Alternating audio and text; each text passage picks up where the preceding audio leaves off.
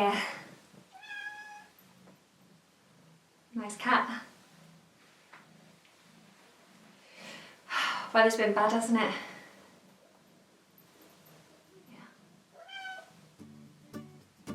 Sometimes it can be really hard to make a conversation flow, to make it feel natural, or even to get the conversation going in the first place. But there are people out there, I'm sure you have met one or two, who manage to work a room, no problem, speaking to everyone about anything and making it seem like they've known them for years. So I've been doing some research into the art of conversation, and these are the general rules that good conversationalists will follow. Do listen. A good conversationalist will listen a lot more than they talk. We love to talk about ourselves, but rather than being the conversational narcissist, instead give the other person the opportunity to indulge in talking about themselves, and in return, if you actively listen, they will love you. So nod, smile, give them lots of eye contact, lots of oohs and oh, really? Tell me more. Do tailor the conversation to the person that you're talking to. There are general rules. If you don't know someone very well, then avoid talking about politics, sex, and religion. I think it's pretty obvious, but it could cause those awkward moments, it could create conflict and even develop into a full-blown row, or it could just be a little bit too personal and make the other person feel uncomfortable. So avoid it. Keep it nice, keep it light, keep it happy.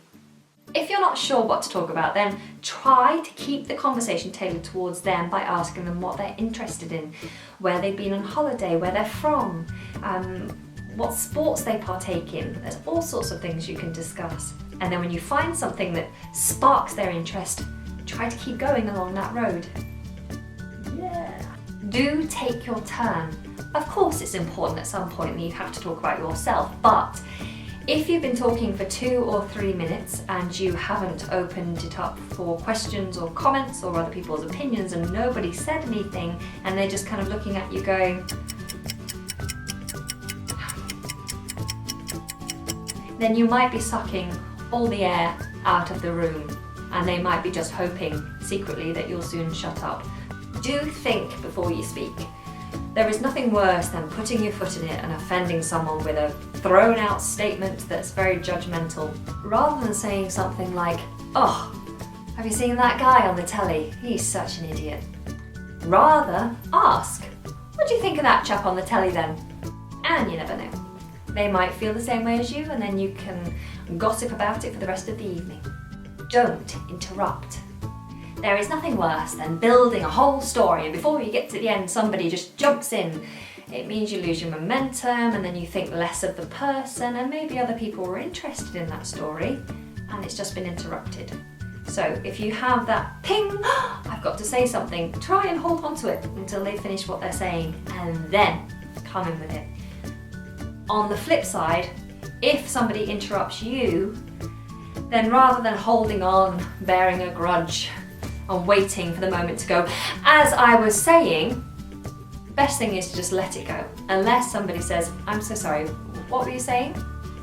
If they give you the permission to carry on, then carry on. If not, don't worry, just let it go.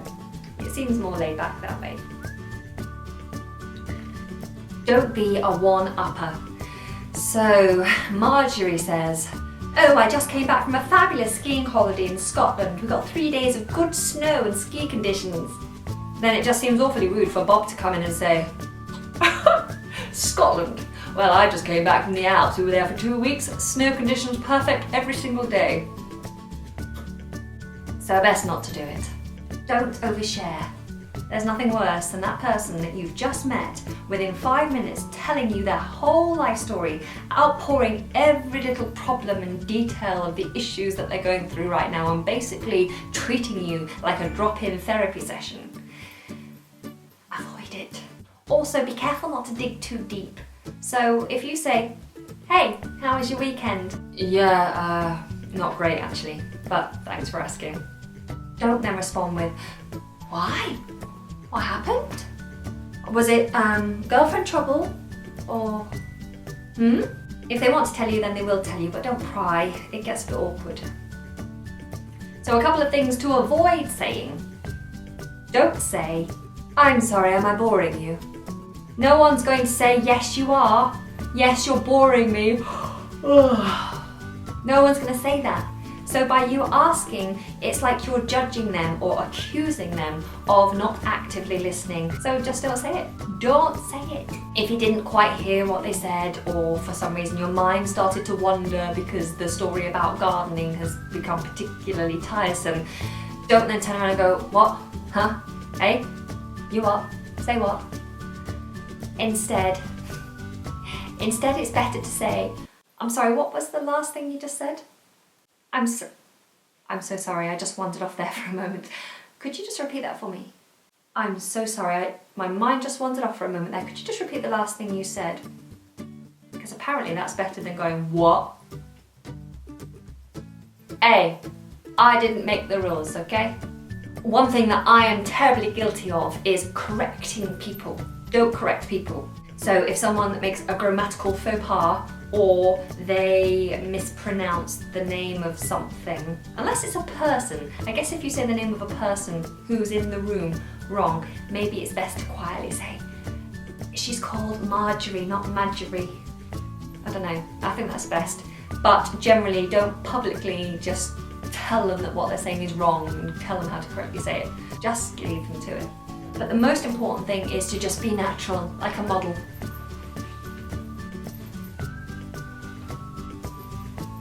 Don't put on all these airs and graces that aren't really you, because if you act fake, people will think you're fake, and therefore they won't want to talk to you anyway.